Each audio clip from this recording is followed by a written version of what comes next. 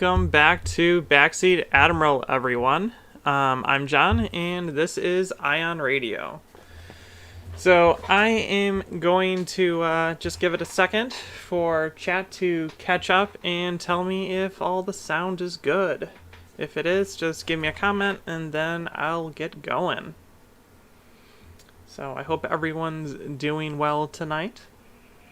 Today is Monday, August 30th, and we'll be discussing raid tokens and our latest game.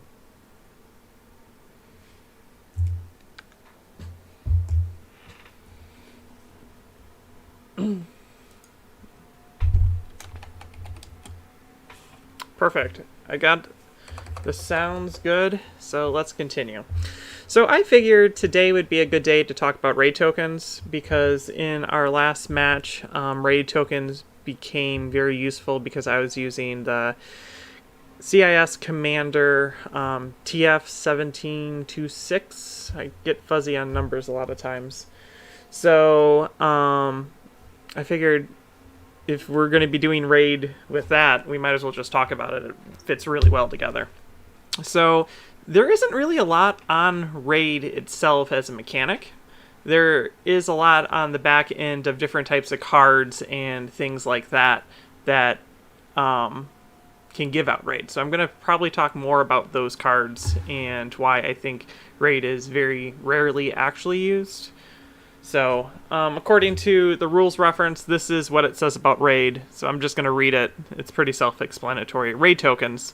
Raid tokens are tokens that look like normal command tokens, but they'll have a little X through it, or a cross hash through it to say that you can't do it.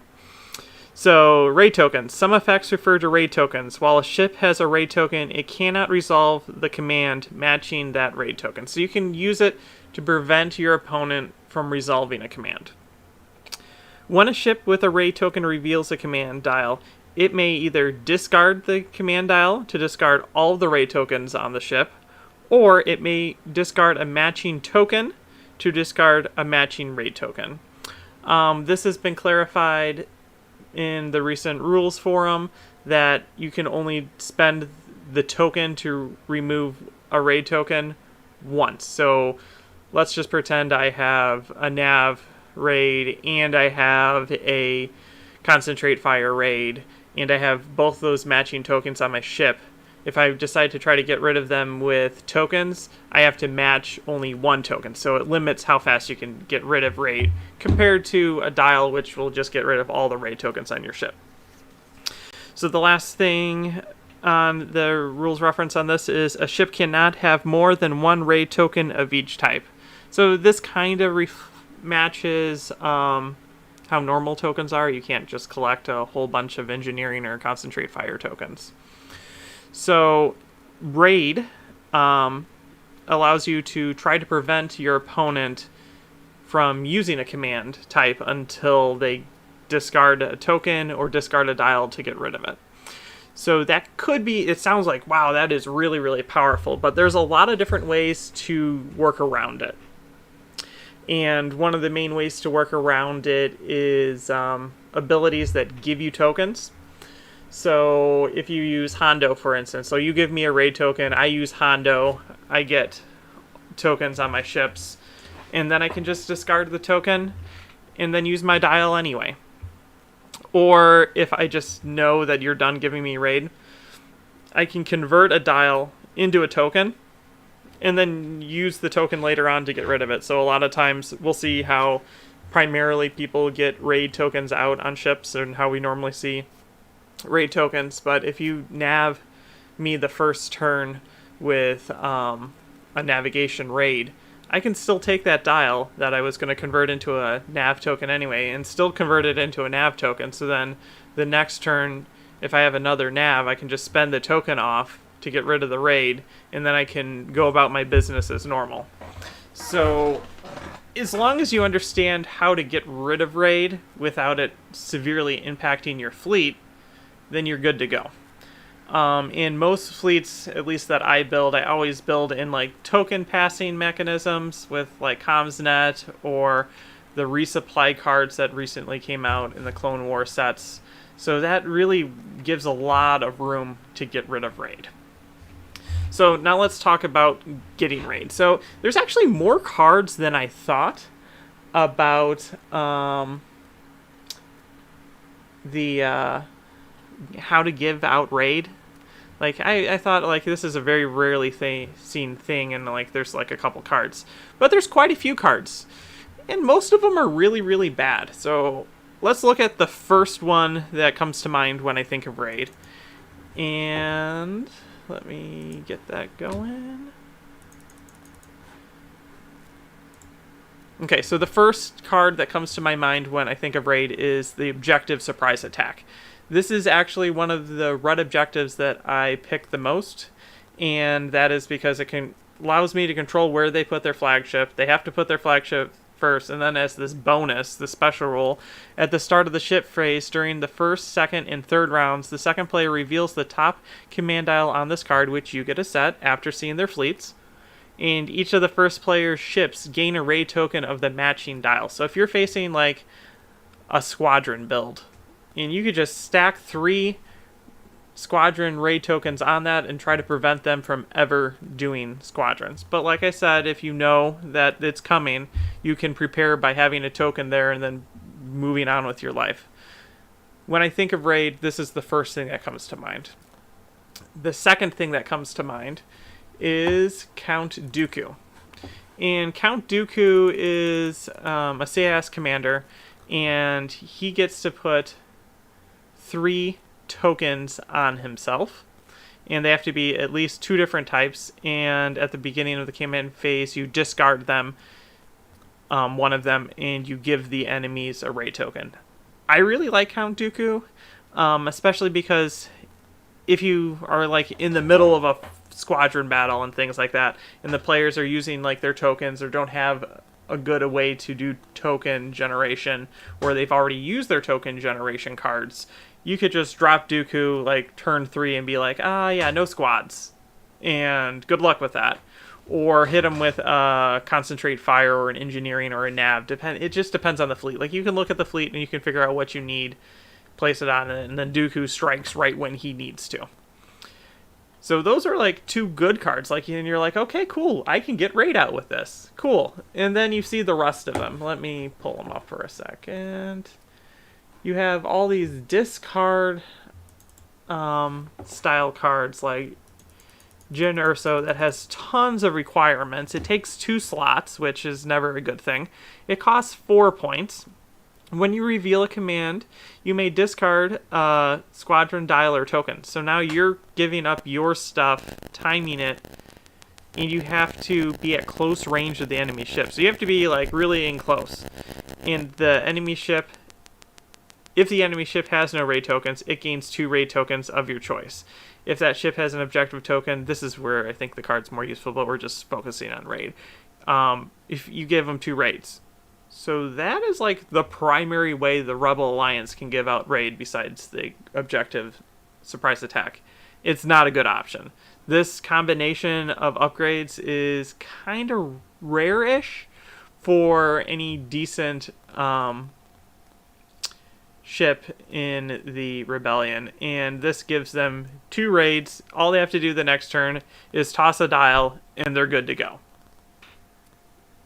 Not very good. And then you have cards that go with it, like Rex here. And Rex, if they had a better way to give raid out, would be actually decent. Rex for 5 points, and the officer slot says, if you do a squadron command, you may choose 1 enemy ship at close range. Again, you have to be like really, really close into them. And that ship gains 1 raid token of your choice. While you're at distance 1 to 3 of an enemy ship, that ship can discard only 1 raid token of any type when it discards the command dial. That's actually a cool ability if raid was more prevalent. It would just keep the raid out there. But raid's not really prevalent, which makes this card pretty much useless. So the last card that the Rebels can use to give out raid is Kanan. And Kanan has Assault. So the assault keyword is a keyword on squadrons, and it reads, while attacking a ship, you may spend 1 hit icon dice out of your pool. If you do, the defender gains 1 raid token of your choice. So assault's actually a pretty good way how to get it on it, but it's on 1 squadron for the rebels, and it's a unique.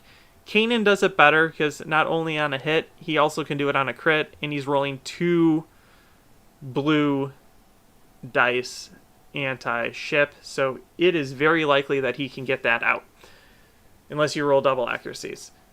So that's the 3 cards that the rebels have that deal with raid. Jyn Erso has to get in close. Rex gets in close, doesn't give out raid, he just keeps them with raid. And then you have Kanan. That's not a lot. That's not a lot for the entire faction to deal with raid. So raid isn't seen a lot in the rebels because the cards don't exist. So let's jump over to the Empire really fast and see what the Empire brings to the table for this. So we have Iden Versio.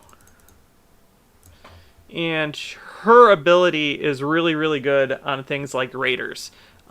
This top ability right here, I always point at the string and realize you guys can't see what I'm pointing at.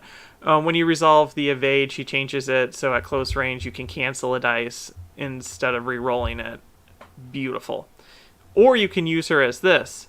Squadron, you may discard this card to choose 1 enemy ship at close range. Again, you have to be like right up in their face to use this. And that ship gains 1 raid token of your choice. And now she's discarded. So that's not really a good trade-off unless it's like going to guarantee something. Especially with how I've been talking about how easy it is to work around it. Another choice for the Empire for giving out raid is their 2 squadrons. The Mandalorian Gauntlets have assault. So we already talked about assault earlier. So Gar Saxon, he has assault. He has a blue and he has a black dice, so he's very likely to be able to get the assault off. Give him a raid. He's a decent squadron beast, I guess, but he's expensive, and you don't see much use out of him because it's way better Imperial aces and way better Imperial fighters than this. Its generic counterpart, the Mandalorian Gauntlet Fighter, also has assault. It is very expensive and very rarely seen. The only time I've ever seen it played was the one game that Ken brought won because he had 20 points to fill and didn't know what to bring and wanted to give it a shot. And the last way that the Imperial can give out raid is with Commander Beck to yourself.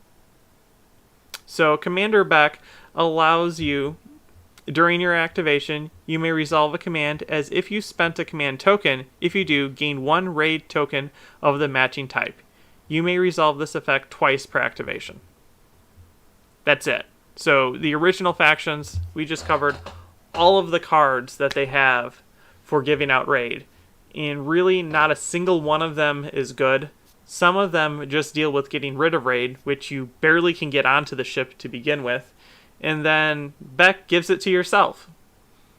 So when we look at the commander that I used in this last game, TF 1726, his ability is really cool when you read it. Once per activation, while a friendly ship is attacking a ship, the attacker adds 1 black dice to its attack pool for each raid token the defender has to a maximum of 2 additional dice. So when you're thinking about this, you're like, wow, if I could get raid on this person and they choose surprise attack, if I could force them to choose a red objective and I could get surprise attack off as second player, I could be rolling tons and tons of extra dice. And then you're like, wait a minute, raid's really easy to get rid of. And on top of that, like historically, there is no good way to give it out. So how do we, as the CAS faction, give it out?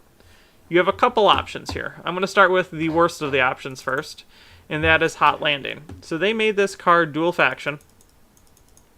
You can see it right here. It's dual faction. It's Clone Wars era only. Hot Landing at the start of a squadron phase. Friendly squadrons with Adept gain grit until the end of the phase. When a friendly squadron with adept is destroyed, you may choose one enemy ship at distance 1 to 2 of that squadron. If you do, that ship gains 1 raid token of your choice.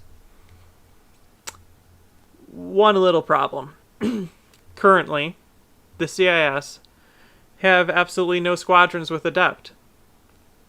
So this card's useless. Hard stop. The next card that they could use to give it out is this one. I used it in my fleet, so let's check it out. It is Jedi Hostage, and I think this is one of the most thematic cards Armada has ever made. Jedi Hostage. When an enemy ship declares you as the target of a salvo attack, if this card is readied, the attacker gains a raid token of its choice if able. So if you attack me and I have this card, you have to take a raid. You get to choose, but it's still a raid. When an enemy ship at close range reveals this, they can make you exhaust it. There's no way to re-exhaust it, so then the bad effects of you can't spend more than 1 defense dice take place.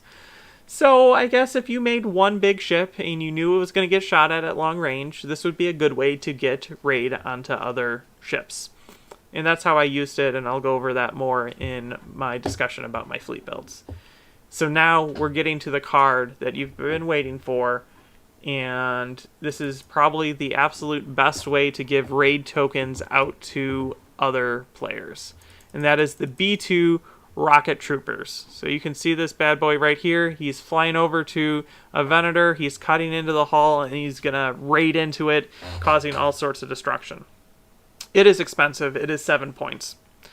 And it reads, while performing a non-salvo attack against a ship at close medium range. So this is like one of the first times that we can give raid out that's not a squadron and not at close range and not an objective or a commander. So this is the farthest out that you can throw out some raid tokens, which is really nice. You may exhaust this card. If you do, the defender gains 1 raid token of your choice.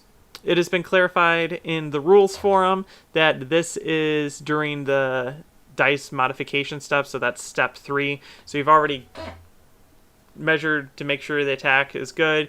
You've gathered your dice pool, you've rolled your dice pool, and then during the modify, add, all those fun things, that's when this card takes place.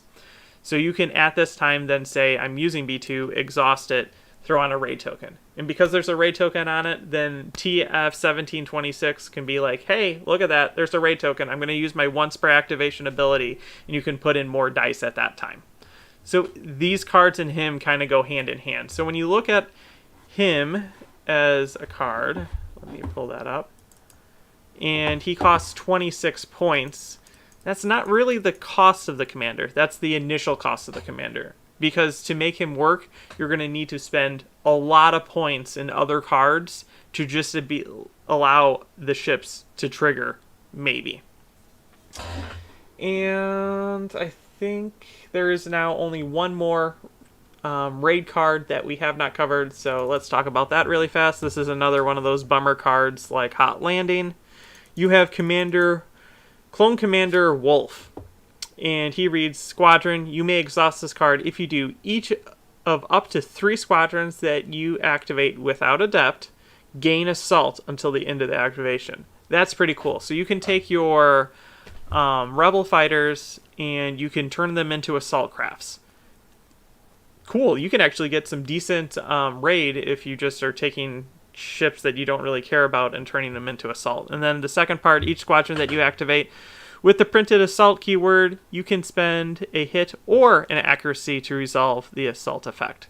So then it goes from 50% chance to do it to 75% chance to do it, which is pretty good if the Gar faction had an additional fighter that had Assault, which it currently does not. So unless they start making new ships, this whole bottom half doesn't apply. So that's raid. Kind of in a nutshell. Those are all the ways to how to give raid. There's very few good ways to give raid. I think the best ways to give it is the B2, Count Dooku, and Surprise Attack. The reasons why you want to be giving raid for the most part is using TF1726. So if you're using TF1726, your red objective almost 100% of the time is going to be Surprise Attack. it's not going to be a surprise because it should just be the auto include. And then his ships better be equipped with B2s. So that's kind of my quick talk on Raid. I'm going to check the comments to see if there's any questions as I rambled on about this. So if you have them, ask now, and I'm going to review it, and then we're going to move on to the build fleets that we used in our last match, and I'll talk about how I took TF-1726 and built out a fleet around him to try to get Raid onto Ken's fleet.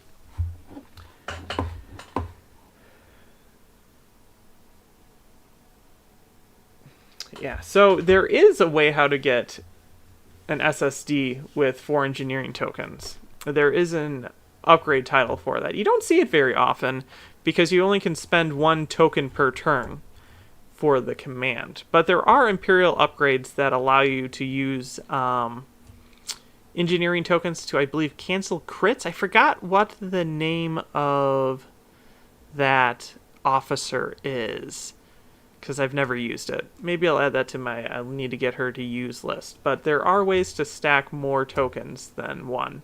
And it is a good thing that you can't do it all the time.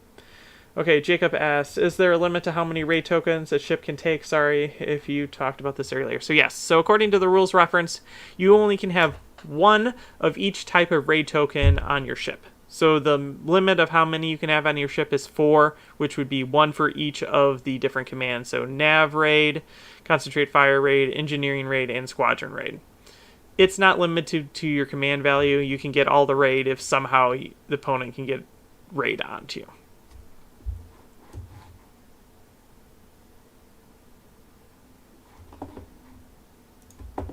So let me start getting our discussion on our battle all set up for us. This was actually one of my favorite battles, I believe, for this entire season. I really enjoyed it. It was, for me, as you know, I'm a list builder by trade, and it was a puzzle fleet for me, and it was a really good puzzle fleet. I enjoyed it. So here it is. We have Luminar. This is Ken's second version of Luminar that he's played on the channel. Give me 1 second. My voice is getting dry. And this is the first time that I've flown TF-1726. And it's squadronless because points just work out that way. So here we go. I have 2 Recusants, a Munificent, and a Hard Sell. So my flagship, I decided to make the Munificent, and the reason for that is mainly points, and it's the ship that least actually wants to be attacked, because the Recusants are going to be out in front of it is my plan, and they are huge firepower out the front. And if you don't deal with them, they're going to kill you. So it's like making you choose priority of what you want to shoot. It has my commander on it, and it has Wat Tambor, so I can then, if you decide to start attacking it, I can steal health from the Recusants and my Hard Sell to try to keep it alive. I put Flag Bridge on it because I decided I wanted to use Jedi Hostage. Flag Bridge and Jedi Hostage work really, really well together, because Flag Bridge allows you to take I forget what the actual term of it is. Give me 1 second.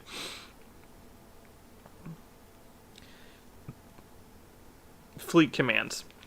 It allows you to take 1 fleet command if it's on your flagship and it's a medium or large ship or something like that. And it doesn't allow you to use the spend token ability with it. It just gives it 1 ability. Well, that's great because Jedi Hostage doesn't need to spend anything. It's just either on or exhausted. So I put Jedi Hostage on this. So if you decide to go after my flagship and I can survive, I'm plinking raid onto you, which then lets my Rex wreck you, because then you have raid on you and you're not killing the big warships that I have that are trying to shoot you with a ton of dice out their front. Then I have the stapled on Link Turbo Laser Towers because it's a Munificent and everything on it's a red dice, so you might as well use it. Then my next ship is a Recusant Light Destroyer. It has gunnery teams, because if I'm going to get black dice out on ships, I might as well shoot multiple times. And I have B2 Rocket Troopers, which is the card that we've been talking about. This is how I'm going to get raid onto those enemy ships. And then I have Assault Proton Torpedoes, because if I can throw black dice at long range, it's like that Sato dream. This is kind of like the same idea of Sato. Like, you're building this whole gimmick, and it's going to cost you way more points than you would normally spend on these ships to try to get the gimmick off. But if you get the gimmick off, it's a lot of fun. And then Swivel-Mounted Batteries. So my idea here is, if I could get raid on you, if you chose the jackpot objective of myself of choosing surprise attack, and I could get raid onto you, theoretically, at long range, this is start with 4 red dice, add in swivel mounted, I'll take the black from the side, put the black in, so now we're up to a black dice, and then throw in 2 black dice for my commander, so now we're up to 3 black dice, and then put in a concentrate fire, so now we're up to 4 reds and 4 black dice with assault proton torpedoes at long range. And then I could add in Patriot's Fist on top of that, which is, if you're at medium or long range, add 2 blue dice. 2 blue dice, 4 red dice, 4 black dice is kind of the absolute dream of throwing at long range. I don't know if anything can throw that many dice at long range of a variety of colors, besides maybe a Simoon, because a Simoon can throw a lot of red dice out the front. And you can do that every turn. It's a lot of fun. So that's kind of how, in my head, I built it. Looking back, I don't know if I would take gunnery teams and Patriot's Fist, because Patriot's Fist and gunnery teams are both like 7-6 points, so there's like 14 points of upgrades, and both of them can't work at the same time. So that's a dilemma of just the way the cards work, that I don't know if that's really what I want or not. But it seemed to work for me, because a lot of times at long range, you're only going to have 1 shot in those opening turns anyway, and then you get in close, and you're at closer range, and then Patriot's Fist doesn't work, and then you're just gunnery teaming. So, a lot of fun. The second one is the exact same thing, except it doesn't have Patriot's Fist on it. For the exact same reasons. We're going to put raid tokens out, and we're going to be hopefully throwing all those black dice from my commander with the raid ability downrange. Last ship. It is a hard sell, and it has a B2. Its whole purpose is to fly there and try to put a raid token on a ship. If it gets 1 raid token out, or it delays the opponents, or can block them in, it's done its job. This is really just what it is. I really didn't want to invest into fighter points with how much this ship costs, because I think this whole ship cost, 59 points, with an ability to get raid out versus squadrons. I would rather have this ship than squadrons, because I'll just fly right through squadrons, because you're not going to be able to kill any of my ships probably in 1 turn of bombing. And hopefully during the 1 turn, I've either raided you to keep you from doing squadrons the next turn, or I've just destroyed your carrier. So it's really a gamble of having no fighter support, but hey, sometimes you just like to gamble. So that is my fleet.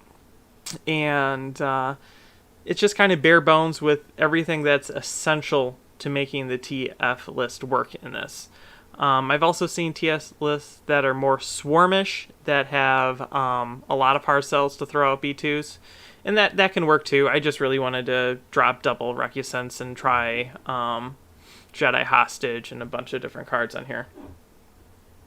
So I just noticed Bradley says that I could have put Ordnance experts on there instead of gunnery teams. And one of the reasons why I didn't do that is because if I'm a ship killing build, I want to be able to shoot as many ships as possible.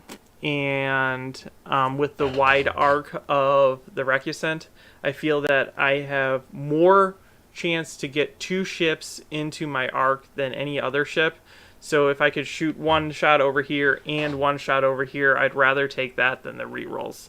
Again, it's risky. And there's other ways to build this fleet, and it would probably work. So let's jump over to Ken's fleet. he has one of each of the rebel ships and a handful of squadrons. So he has a Venator 1 class Star Destroyer, and he has Luminara on it. He also has Clone Captain Silver, who is the guy that allows you to jump speed all over the place, and Mercy Mission. Mercy Mission at deployment gets attached to another small ship, and we'll talk about that during our breakdown of the battle layout. He also has a SFAT on this, so that will reduce his squadron ability from 3 down to 2. And SFAT on Venators is amazing to just pump out damage. He has linked turbo laser towers, and he has Tranquility, so that card links pretty well up with Luminara's spend less than 2. It spends less than 2, and then you can move shields around, and it works pretty well. His next ship is an Acclamator 1 that's set up very much to be a gunship. And it has Barris Offie, and you may spend a redirect token and then choose another hull zone to move it to. It's an okay ability. Ken got some use out of it. It has gunnery teams, and I think it's the same theory as I am. If you're using what we're going to get to later on, swivel mounted, you want just more shots going out the front, so then it maximizes what you have. Proximity mines, which you can throw out there. Neither of us have really had much luck with proximity mines because you're able to usually flak it right off the bat, and especially with like the CIS having like mainly red flak and linked turbo laser towers, it's probably going to die to it. But you can try to control where a player deploys with that. External racks, which if you get up close, it's just one of the best ordnance slot cards. And then swivel mount, which is the exact same reason why I have him on my Reticence. His next ship is a Counselor armed cruiser with swift return. What? This is going to be his Mercy Mission ship? No way. This ship is just there to be able to speed across the table, land in my deployment zone, and score 40 points for Mercy Mission, and hopefully avoiding all of the other ships in combat. His last ship is a Pelta. It has Fighter Coordination Team. This is, I don't know why he put it on this, but I guess you could reposition your fighters just by moving. It only has a squadron value of 1, so you're not getting a lot of use out of it. It also has CommsNet, so this is your basic activation. It's passing tokens around to the 2 bigger ships to keep them alive, keep them moving, and things like that. And then it has FB88, which allows you to basically be a Command 1 ship on that. Then he has the 4 fighter ball. I honestly think this is probably the best Luminara combination. You have Ahsoka Tano, Anakin Skywalker, Axe, and Kickback. Axe and Kickback both keep Anakin and Ahsoka alive, and Ahsoka allows any of them to attack with 2 dice after she moves. So that's really good. So you throw Anakin in, he attacks, and he has Adept to, and then Ahsoka moves in, and then Anakin attacks again, and he gets to reroll both dice. That's pretty awesome. They all have, they're all uniques, and they all have 2 tokens, and they all can trigger Luminara on themselves and the capital ships. It's great. So this is like, please don't attack me, or I'm going to generate tokens for the bigger ships. So let's go to objectives. I had the bid. I chose to be second. Big surprise, because I have this really, really awesome objective card that I want you to pick if I am TF, so I get my extra black dice. Surprise attack. Sadly, Ken did not fall for that trap, and he did not choose surprise attack. My other options are contested outposts, mainly because then I can sit my Munificent right on it, and my Reticence can fly forward with my hard cell and do a lot of shooting.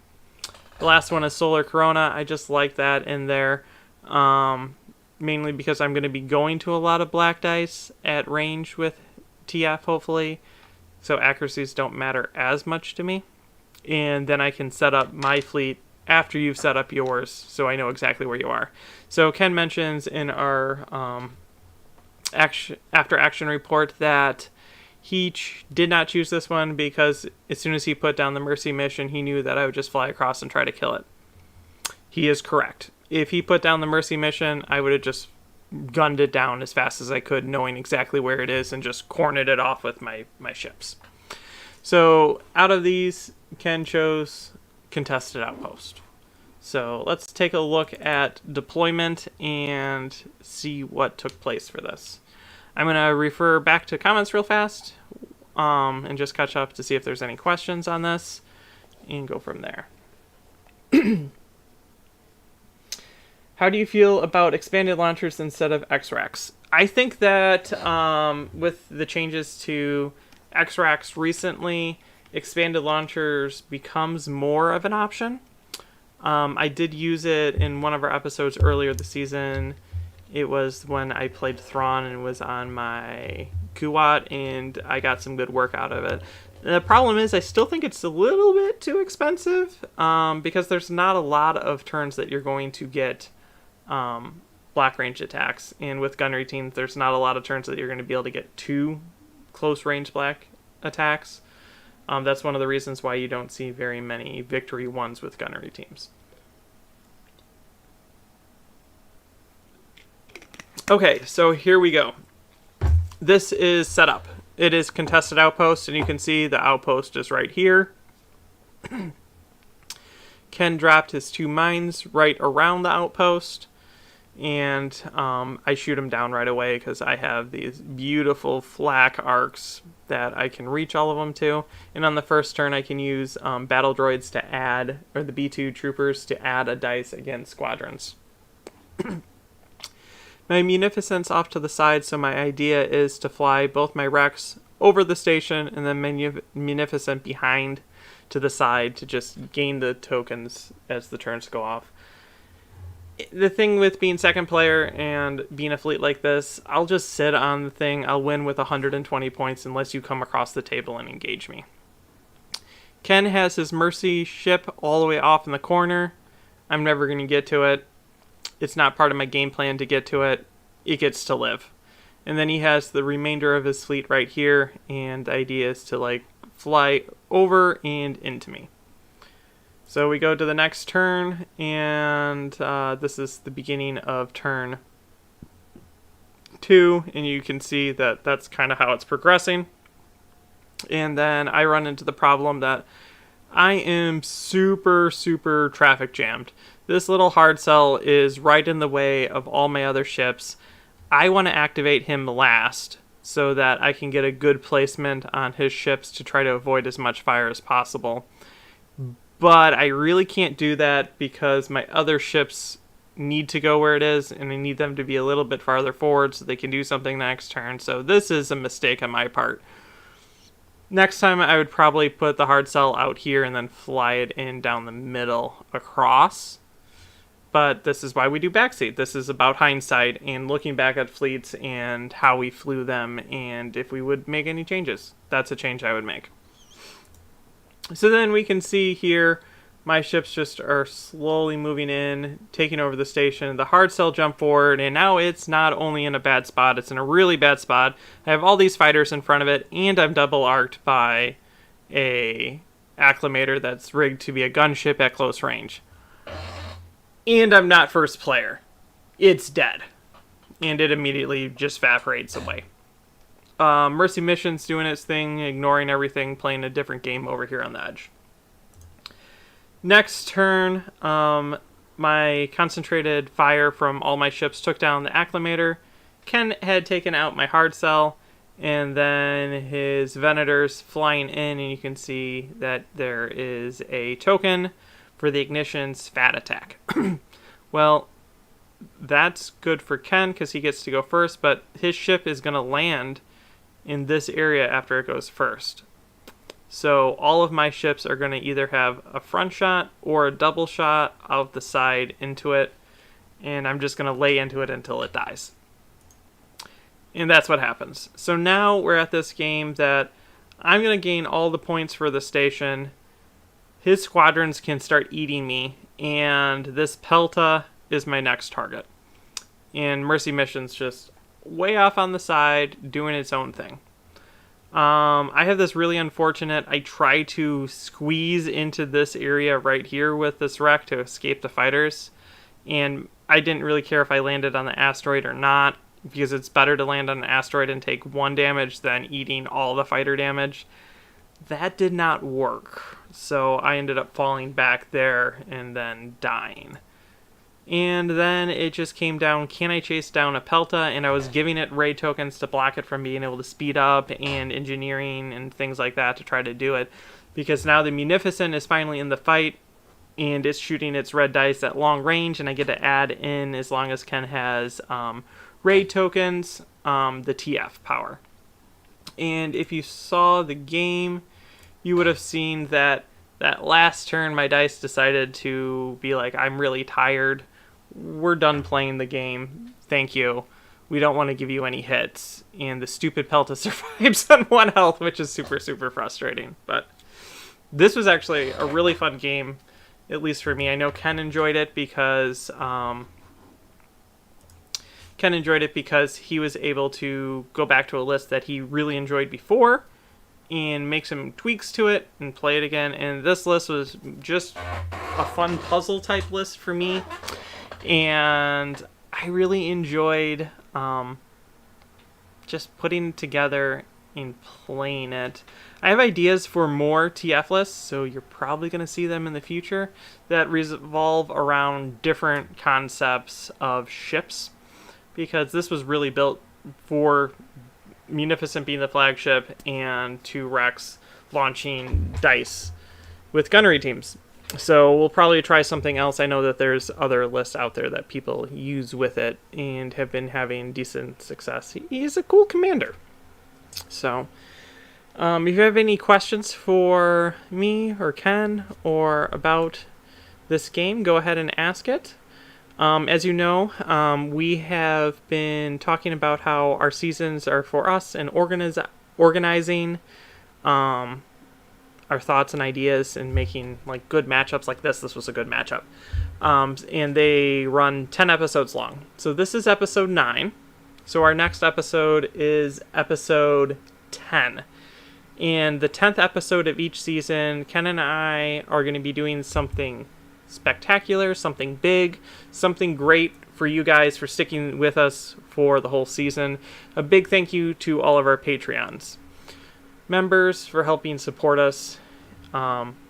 So we actually have a trailer for that, and we're going to debut it right now on Backseat Admiral, and then it's going to be coming live, I believe, on Wednesday just by itself. And Ken actually made this, and I think he did a good job. So I'm going to play it, and then we're going to come back, and we're going to start discussing, because this is going to be the first big peek at what the big episode 10 is. So are you guys ready? Here we go.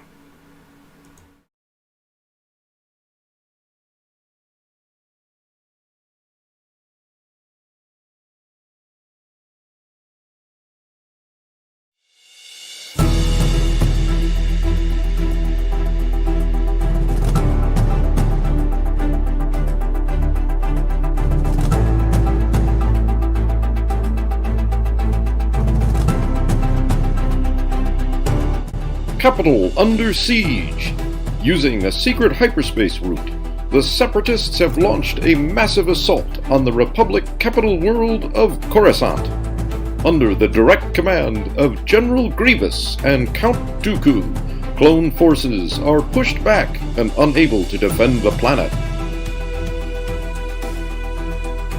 Although the planet's defense force was caught off guard, commanders quickly reorganized their fleets, raiding several different sector battles. Jedi General Luminara Unduli protects the skies from an approaching fleet commanded by Mar Tuk.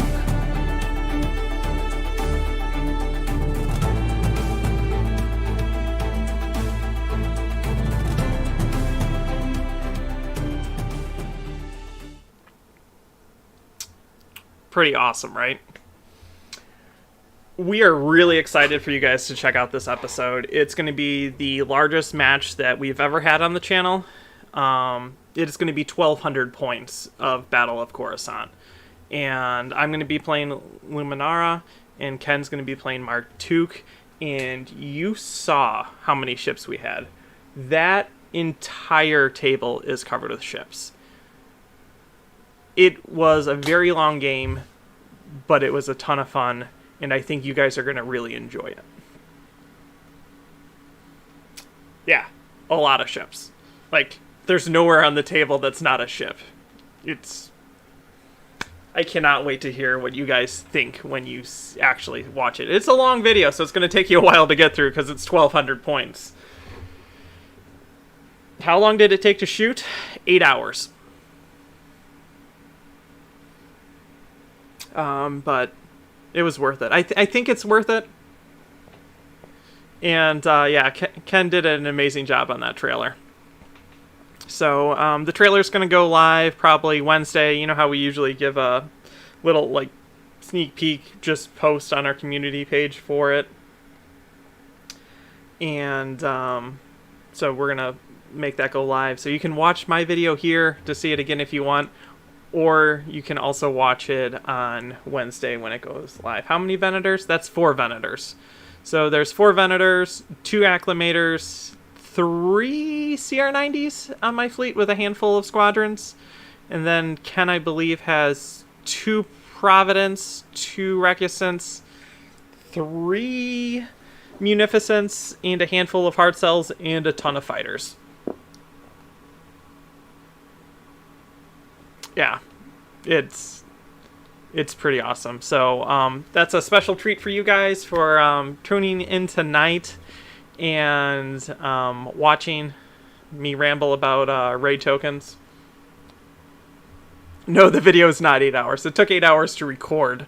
I think the video itself comes to about 3 hours. But when you think about most of our videos come to about an hour each, and that's 400 points. So at 1,200 points, it makes sense that the video is about 3 hours long.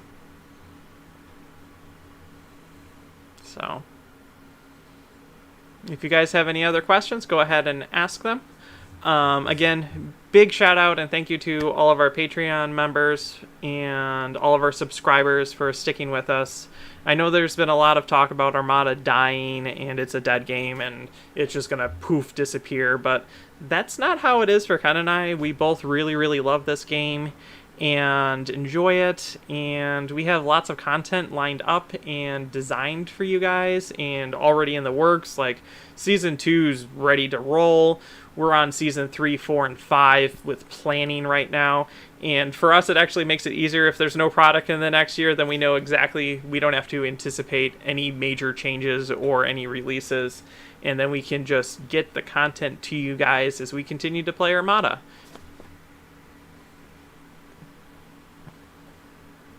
So, again, big thank you for all of you guys from tuning in. So, I'm going to answer this question before I do my final thanks. How many ships did you borrow? That's so many. I borrowed 1 Venator.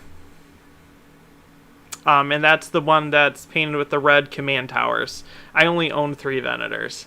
The rest of it's just all my fleet. And I think Ken didn't borrow anything from me. Maybe a Munificent. I think I have more Munificents than him.